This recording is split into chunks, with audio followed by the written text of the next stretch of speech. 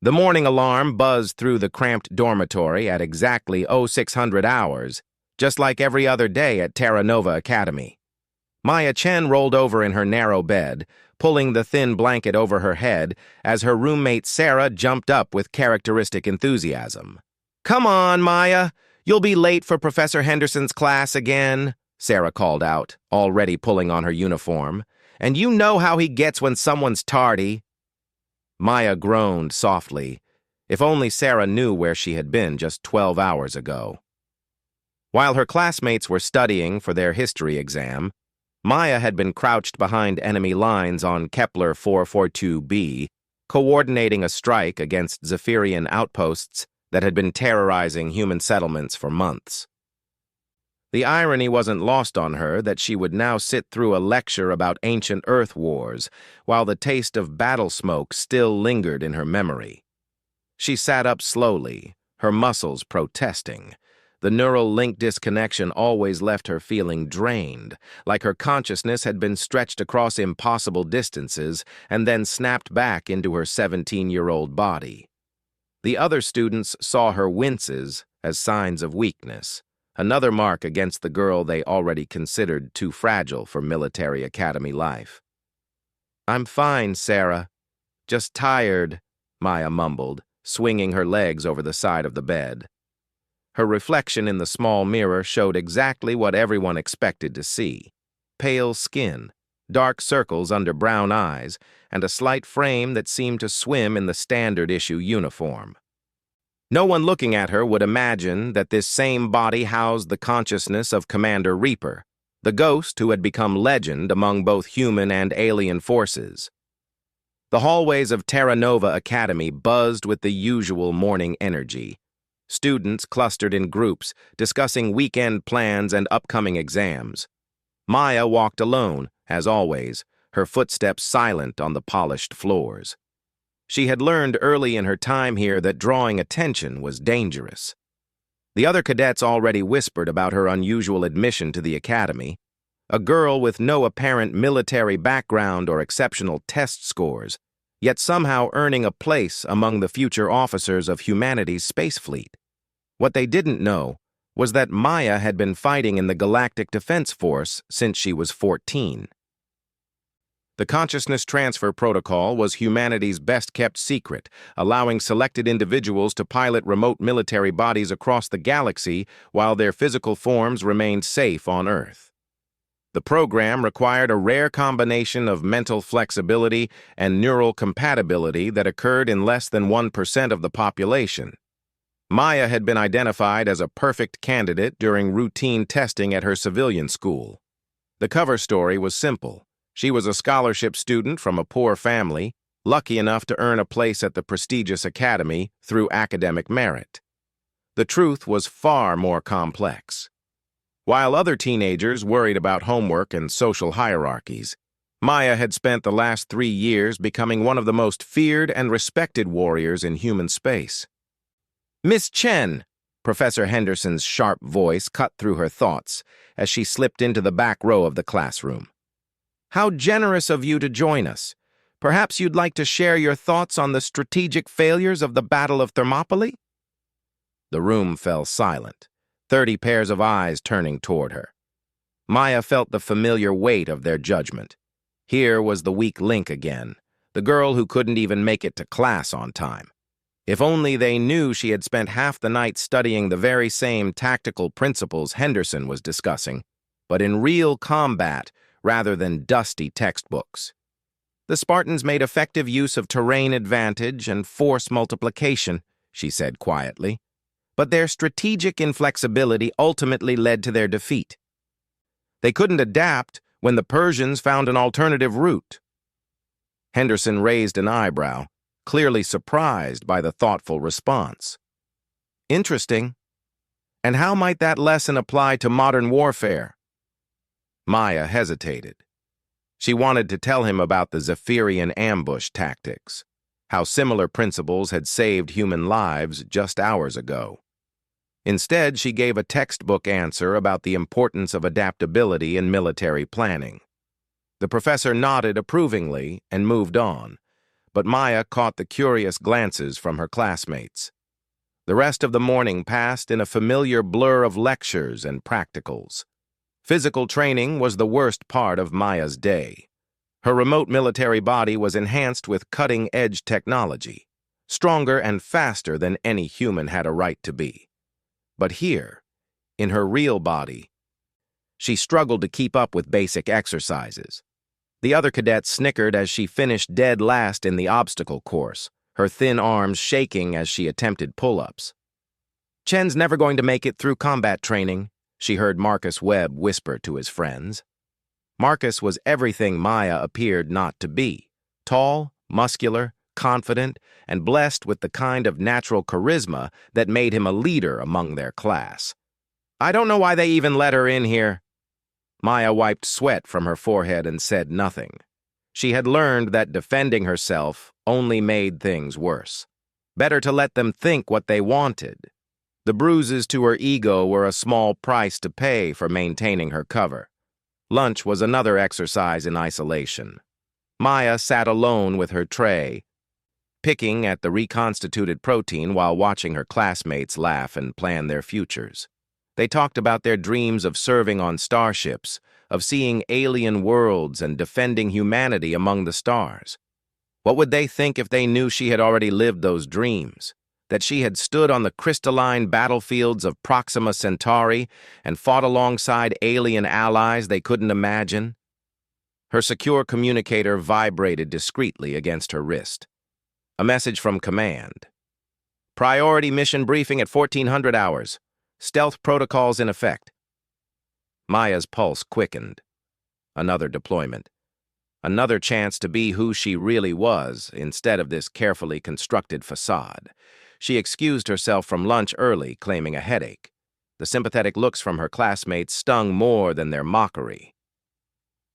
They genuinely believed she was fragile, and their misplaced kindness felt like another layer of deception she had to maintain.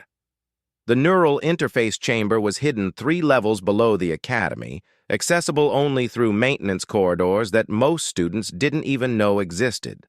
Maya made her way there with practiced stealth, avoiding security cameras and timing her movements to avoid the cleaning staff.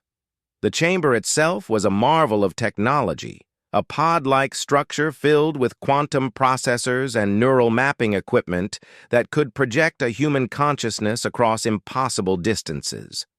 Dr. Sarah Kim, the project's lead scientist, was waiting for her with the usual pre-mission checklist. "How are you feeling, Maya? Any residual fatigue from last night's operation?" "I'm fine, Doctor. Ready for the next mission?" Maya settled into the interface chair, allowing the technicians to attach the neural crown. The device looked like something from a science fiction movie, all gleaming metal and pulsing lights, but she had grown comfortable with its weight. "This one's different," Dr. Kim said, her expression serious. "We're deploying you to the Vega system. Intelligence suggests the Zephyrians are planning something big, possibly an attack on the human colony at New Geneva. Your mission is reconnaissance and threat assessment." Maya nodded, closing her eyes as the neural link initialized. The familiar sensation of consciousness transfer began, a feeling like falling upward into infinite space. Her awareness of her physical body faded as her mind reached across the galaxy to inhabit her military avatar. Commander Reaper opened her eyes on the bridge of the stealth ship Shadow's Edge. This body was everything her real one wasn't. Tall, strong, enhanced with the latest military cybernetics. Her reflection in the ship's view screen showed fierce green eyes and silver hair, a face that had become synonymous with human military might across a dozen star systems. "Commander," Lieutenant Torres approached with a data pad. "Long-range sensors are picking up unusual Zephyrian fleet movements near the outer planets. Whatever they're planning, it's big." Maya studied the tactical display, her enhanced mind processing information at superhuman speeds. The Zephyrian positioning suggested a multi-pronged attack designed to overwhelm the colony's defenses through sheer numbers. It was a strategy she had seen before, but never on this scale. "Prep the reconnaissance drones," she ordered, "and send a coded message to New Geneva. Tell them to begin evacuation procedures, but keep it quiet.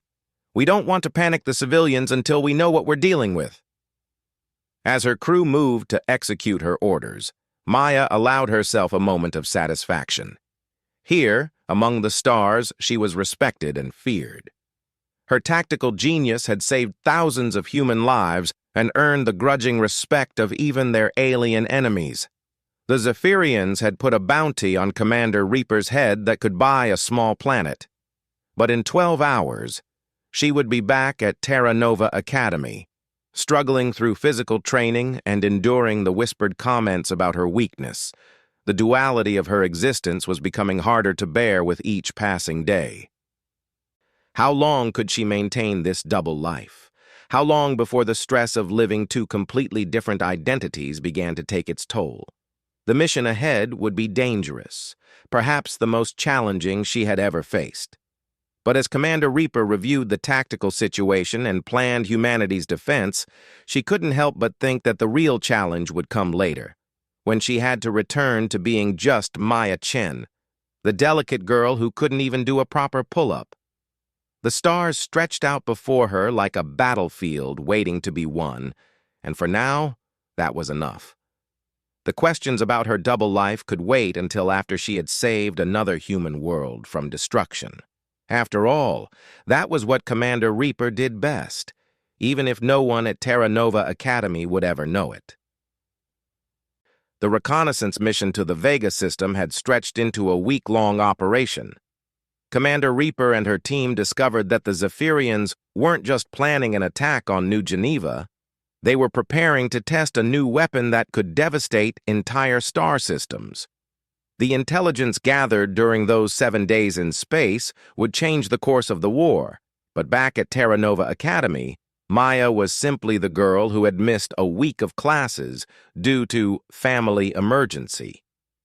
Maya sat in the medical bay, allowing Dr. Martinez to run his routine post-absence examination. The academy required health checks for any student who missed extended time, supposedly to ensure they hadn't contracted anything that might spread to the general population. In reality, Maya knew it was another layer of her cover. Command needed to monitor the physical effects of extended neural transfer sessions. "Your blood pressure is elevated, and you show signs of severe fatigue," Dr. Martinez observed, frowning at his readings. "Are you sure you're feeling well enough to return to classes? Perhaps another day of rest would be beneficial." Maya shook her head quickly. Missing more time would only draw additional attention. "I'm fine, doctor. Just tired from traveling. My grandmother is much better now."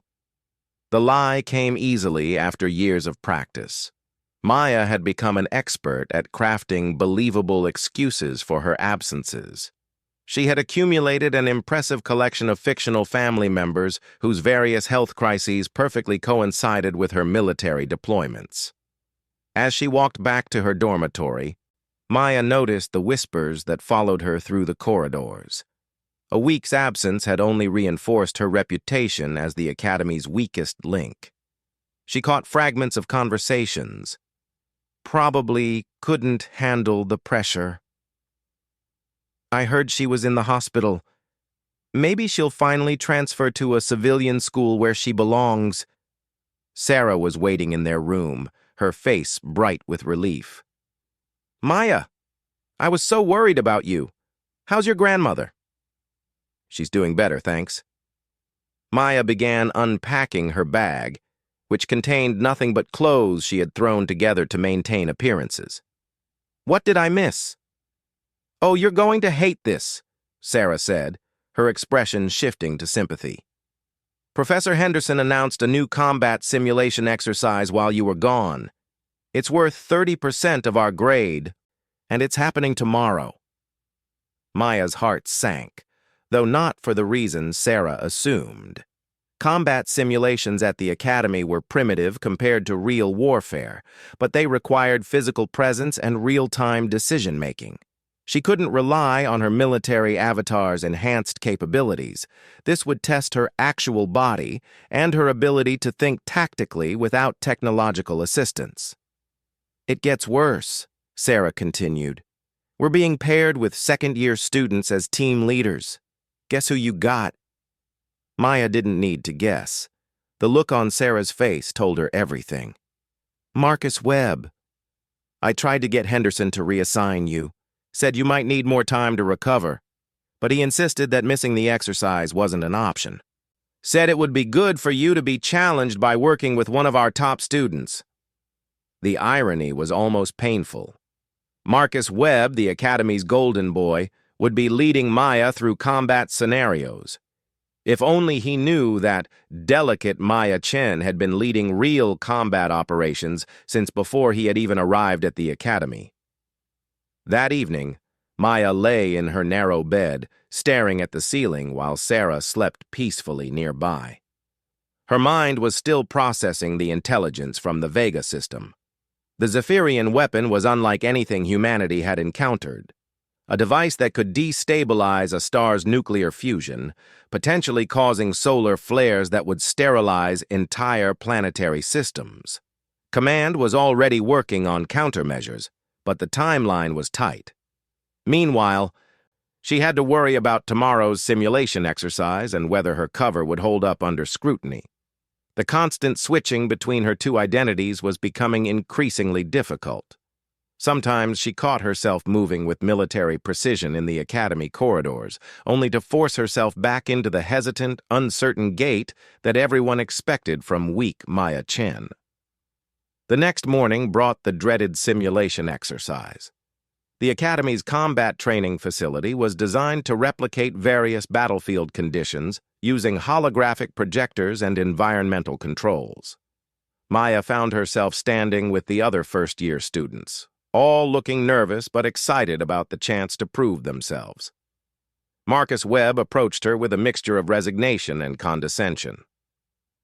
At 19, he was already being courted by several fleet commanders for his leadership potential.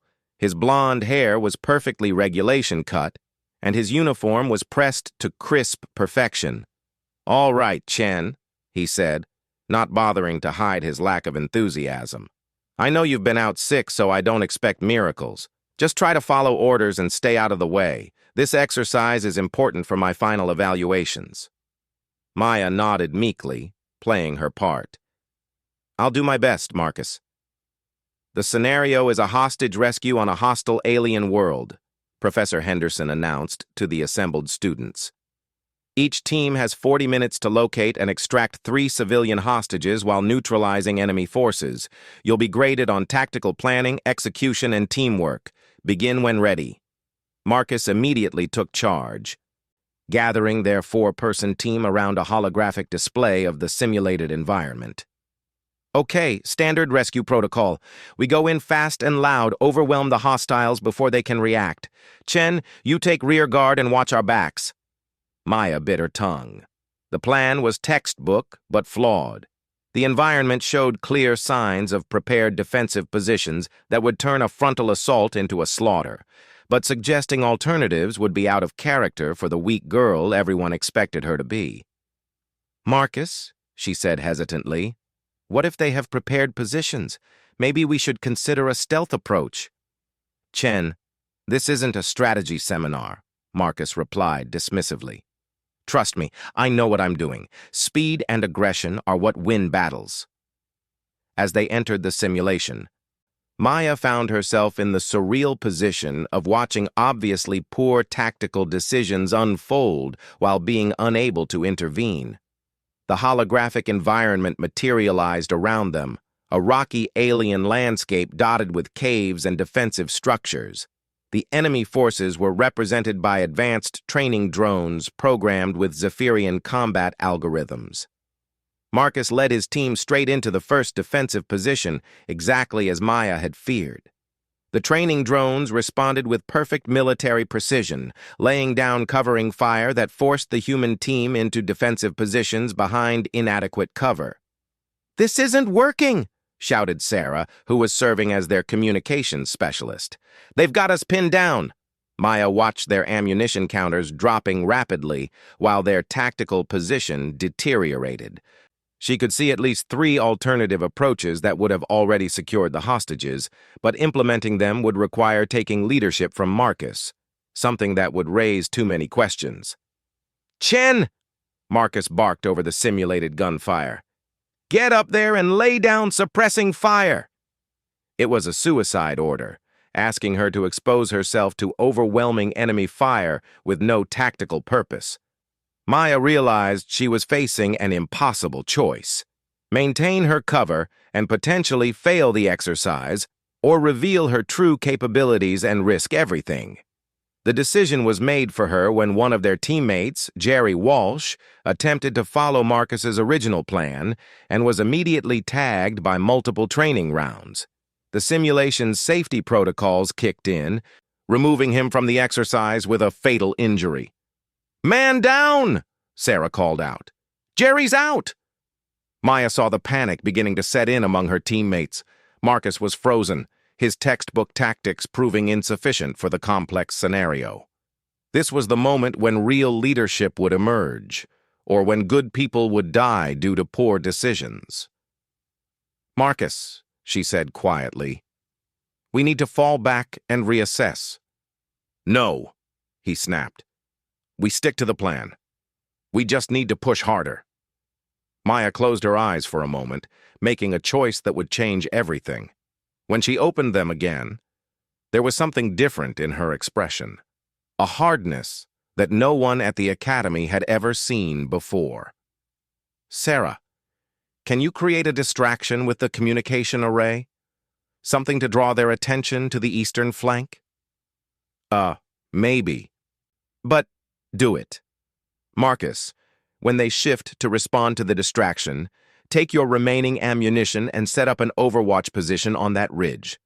Don't fire unless I signal." Marcus started to object, but something in Maya's voice stopped him. This wasn't the hesitant girl he was used to commanding. This was someone who spoke with absolute authority.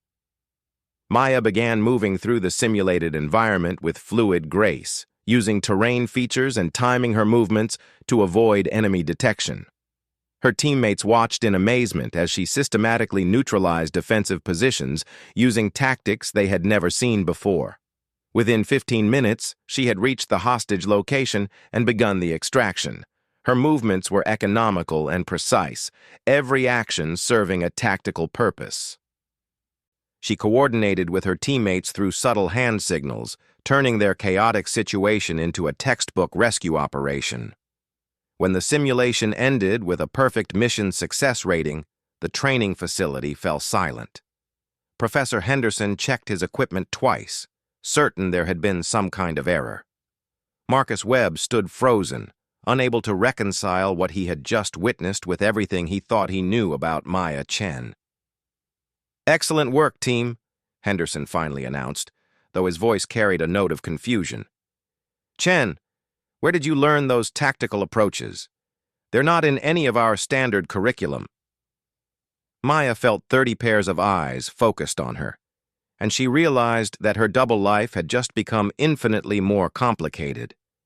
The careful facade she had maintained for 3 years was cracking, and she could see the questions forming in her classmates' minds. I read a lot of military history," she said weakly, falling back into her familiar, uncertain manner. "My father was in the service before he died. He had some old tactical manuals."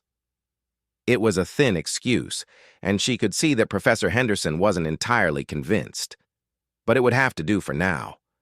The real challenge would come later, when her teammates, particularly Marcus, started asking harder questions about how the Academy's weakest student had just demonstrated tactical brilliance that surpassed anything their instructors had shown them. As they left the training facility, Maya caught Marcus staring at her with a mixture of suspicion and newfound respect.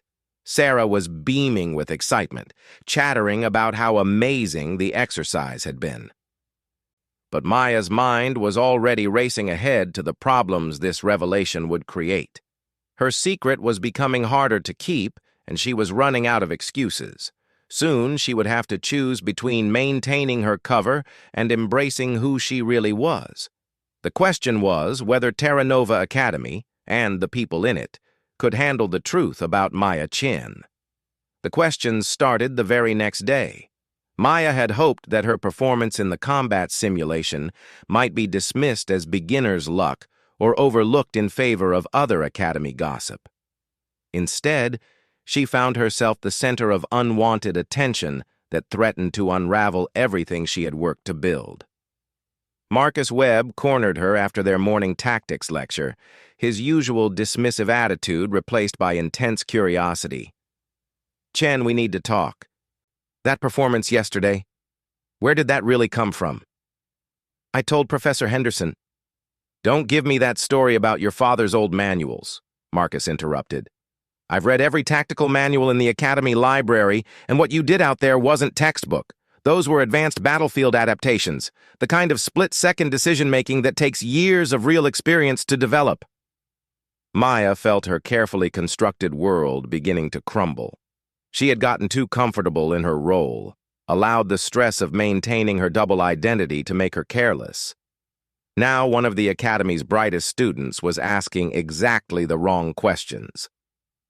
"Maybe I just have good instincts," she said, trying to project the uncertainty that everyone expected from her. "Sometimes things just make sense in the moment." Marcus studied her face intently. "Chen, I've been training for military leadership since I was 12 years old. My family has produced fleet admirals for 3 generations. I know what real tactical experience looks like, and you've got it. The question is how." Before Maya could respond, her secure communicator vibrated with an emergency signal. Command never sent emergency calls during Academy hours unless something catastrophic was happening. She glanced at the message preview. "Zephyrian fleet moving toward New Geneva. Immediate deployment required." I need to go," Maya said, turning away from Marcus. "This conversation isn't over, Chen," he called after her. "There's something you're not telling us, and I'm going to find out what it is." Maya hurried through the Academy corridors, her mind racing. The Zephyrian attack was happening ahead of schedule, and she was the only commander in range to coordinate the defense. But disappearing from the Academy again so soon after her week-long absence would destroy any remaining credibility to her cover story. Dr. Kim was waiting for her in the neural interface chamber, her face grim with urgency. "Maya, thank God you're here. The Zephyrians launched their attack on New Geneva 2 hours ago. Initial reports suggest they're using that new stellar weapon we discovered. Commander Reaper is needed on the front lines immediately." "But I just got back," Maya protested. "Another absence so soon will raise too many questions." "I'm sorry, but there's no choice. 17 million colonists are counting on you. We'll deal with your cover story later." Maya settled into the neural interface chair with familiar resignation. Her double life was becoming unsustainable, but she couldn't abandon her responsibility to protect human lives.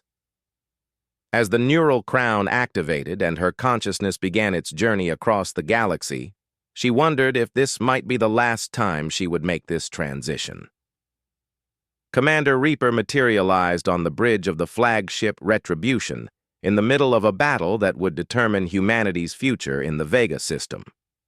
The view screen showed the massive Zephyrian fleet approaching New Geneva, their ships arranged in a formation designed to protect a single massive vessel at the center, undoubtedly carrying the stellar destabilization weapon. "Commander!" Captain Rodriguez rushed toward her. "The Zephyrians have already begun preliminary bombardment of the outer colonies. Our defensive fleet is outnumbered 4-1, and they're advancing on multiple fronts." Maya studied the tactical display, her enhanced mind processing dozens of variables simultaneously. The Zephyrian strategy was sound. Use overwhelming numbers to break through human defenses while protecting their superweapon until it could be deployed against New Geneva's star. A conventional defense would fail. "Order the fleet to fall back to defensive positions around New Geneva," she commanded. "I want all civilian evacuation ships to begin immediate departure for the outer system. And get me a direct link to Admiral Harrison at Fleet Command." "Commander, Lieutenant Torres approached hesitantly. The evacuation ships are asking for naval escort. They don't think they can break through the Zephyrian blockade alone. It was exactly the choice Maya had feared: protect the evacuating civilians or maintain enough force to defend the colony. Either decision would result in massive casualties. Unless... "Belay that evacuation escort," she said suddenly. "I have a better idea. Torres, I need you to gather our fastest strike ships. We're going to use the Zephyrians' own strategy against them." Over the next 6 hours, Commander Reaper orchestrated one of the most audacious military operations in human history. Instead of trying to match the Zephyrian fleet ship for ship, she used small, fast attack groups to systematically disrupt their formations, while a handful of specially equipped vessels penetrated toward the superweapon carrier. The battle was brutal and chaotic. Maya watched good officers make the ultimate sacrifice as her plan unfolded. But slowly, inevitably, human tactical superiority began to tell. The Zephyrians had numbers and firepower, but they lacked the adaptability and creative thinking that made humanity so dangerous in warfare. The critical moment came when Maya led a desperate assault on the superweapon itself. Her strike team fought their way through layers of Zephyrian defenses to reach the weapon's control center. What they found there shocked even her seasoned tactical mind. The stellar destabilization device was based on captured human technology, modified and amplified beyond anything its original designers had imagined. "It's one of our own quantum resonance arrays," she reported to her team. "The Zephyrians have weaponized technology we developed for terraforming. They're using our own science against us." Destroying the weapon required understanding its human components, knowledge that no ordinary military officer would possess. But Maya wasn't an ordinary officer. She was also a student at Terra Nova Academy, where she had studied theoretical applications of quantum resonance in Professor Kim's advanced physics class. Using that academic knowledge combined with her military experience, Maya systematically dismantled the superweapon while Zephyrian forces fought desperately to stop her. When the device finally went offline, the alien fleet found itself facing human forces that were no longer desperately defending, but actively hunting. The battle ended 12 hours later with complete human victory. The Zephyrian fleet was destroyed, New Geneva was saved, and Commander Reaper had once again proven that human adaptability could overcome any numerical disadvantage. But as Maya prepared to transfer back to her physical body, she knew that her problems at Terra Nova Academy were just beginning. She emerged from the neural interface chamber to find Dr. Kim waiting with a concerned expression. "Maya, we have a situation. Professor Henderson has been asking questions about your absence. He contacted the Academy administration about your pattern of mysterious illnesses and family emergencies." "What did they tell him?" "Nothing yet. But he's pushing for a formal investigation. He thinks you might be involved in something inappropriate, possibly selling Academy secrets or participating in illegal activities." "The irony would be funny if it weren't so dangerous to your cover." Maya felt the walls closing in around her. 3 years of careful deception were unraveling, because she had saved millions of human lives. The unfairness of it was almost overwhelming. "There's more," Dr. Kim continued. "Command has been reviewing your situation. They think it might be time to bring you in from the field permanently.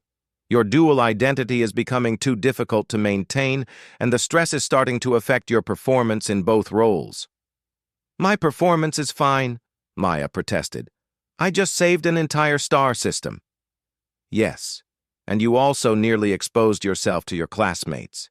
The combat simulation incident could have destroyed everything we've built. Maybe it's time to consider a different approach." Maya walked back to her dormitory in a daze, her mind spinning with possibilities and consequences.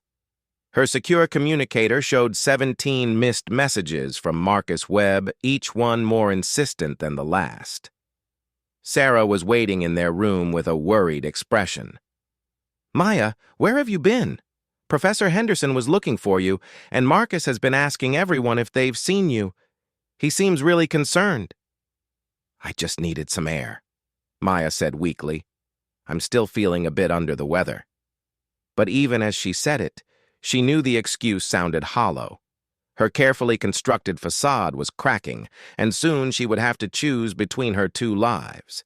She could remain Maya Chen, the delicate academy student, and give up her identity as Commander Reaper. Or she could embrace her true self and deal with the consequences of revealing her secret. That night, as she lay in bed listening to Sarah's peaceful breathing, Maya made her decision. She couldn't keep living a lie, couldn't keep pretending to be weak when she was actually one of humanity's greatest defenders. The next morning, she would find a way to tell the truth, or at least enough of it to stop the deception that was eating away at her soul. The stars beyond her dormitory window seemed to beckon with infinite possibilities. Out there, among those distant lights, she was Commander Reaper, feared by enemies and respected by allies. Here on Earth, she was just Maya Chen, the girl who couldn't do a proper pull-up. But perhaps it was time for those two identities to finally become one. As dawn broke over Terra Nova Academy, Maya began planning the most important mission of her life. Not the salvation of distant worlds, but the integration of her fractured identity. The girl who had saved star systems would finally save herself, no matter what the consequences might be. The revolution in her personal war was about to begin, and this time, Maya Chen would be fighting for herself,